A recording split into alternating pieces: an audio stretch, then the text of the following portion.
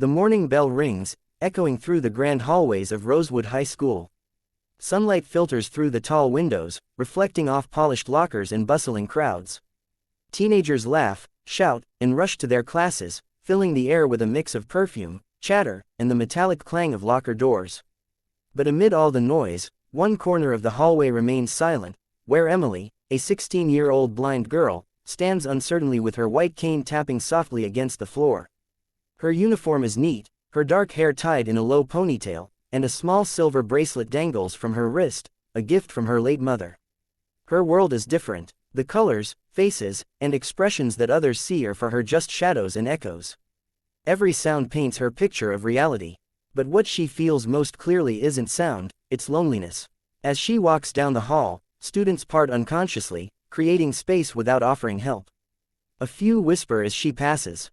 Poor girl, she's weird. Why even come to school if she can't see?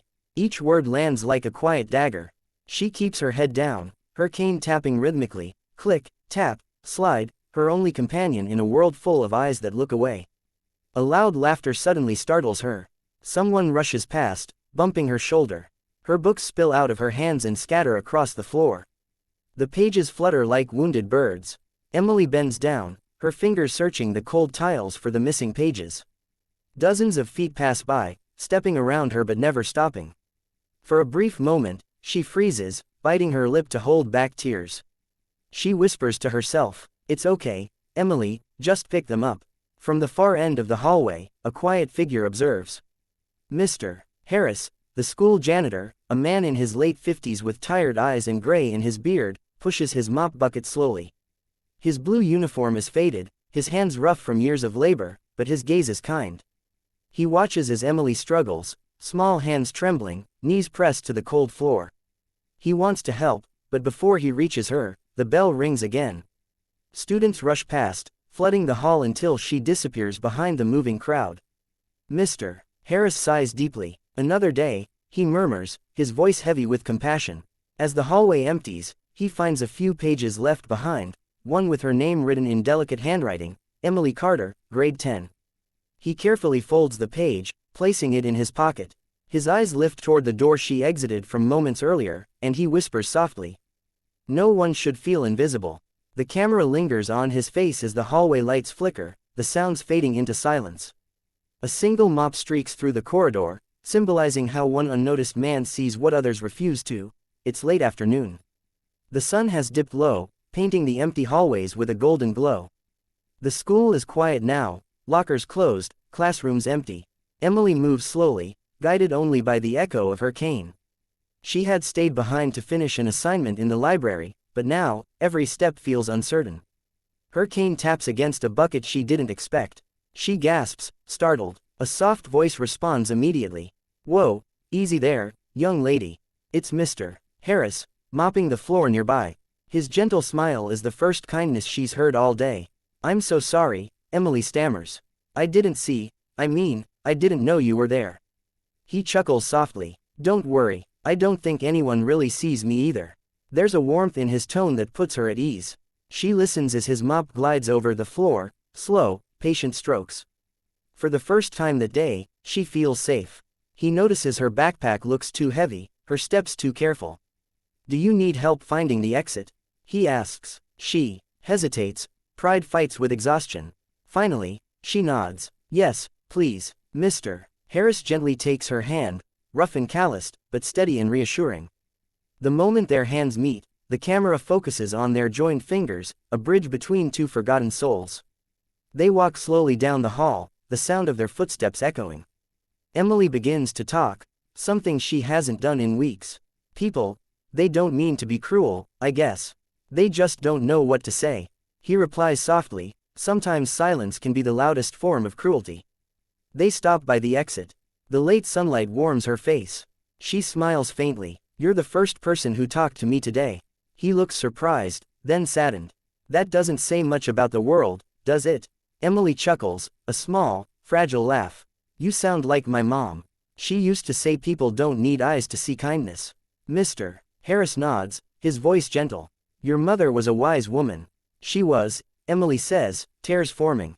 She passed last year, The silence that follows is heavy but comforting, a shared understanding of loss. Before she leaves, he hands her the paper he found earlier. You dropped this the other day. Her fingers trace the page, she recognizes her handwriting and gasps softly. You kept it, of course, he smiles. I figured it might mean something. Emily squeezes his hand. Thank you, for seeing me. As she exits the building, her silhouette framed in sunlight, Mr. Harris watches her go, a small smile on his weary face. For the first time in years, he feels his life has purpose again. A week passes. Posters cover the school walls. Talent show, this Friday. Students buzz with excitement, discussing who will perform. Emily sits quietly in the cafeteria, earbuds in, humming softly to herself. Unknown to most, her voice carries a rare beauty, a soft, soulful sound that once filled her home with light. Mr. Harris passes by, notices her humming, and pauses. You have a beautiful voice, he says. She blushes. Oh, I just sing for myself. No one wants to hear a blind girl sing. He smiles gently. Then sing for the one person who does. His encouragement lingers in her heart. That night, she records her name on the performance list, Emily Carter, singing. When Friday arrives, the auditorium is packed. Students, teachers, and parents chatter excitedly. The lights dim, and one by one, performers showcase their talents. Then, the host calls her name. Next up, Emily Carter. A hush falls over the room. Some students whisper in disbelief. Isn't she the blind girl? Emily walks onto the stage, her cane tapping softly. Mr. Harris stands at the back of the hall, mopping quietly, but his eyes never leave her. She stands before the microphone, takes a deep breath, and begins to sing. Her voice, pure, emotional, trembling with truth, fills the room. It's a song about loss and hope, about darkness and finding light. The audience grows silent, captivated. Tears well up in teachers' eyes. Even the ones who once ignored her now see her differently, not as the blind girl, but as someone luminous. When the last note fades, a heavy silence fills the air, and then, a roar of applause.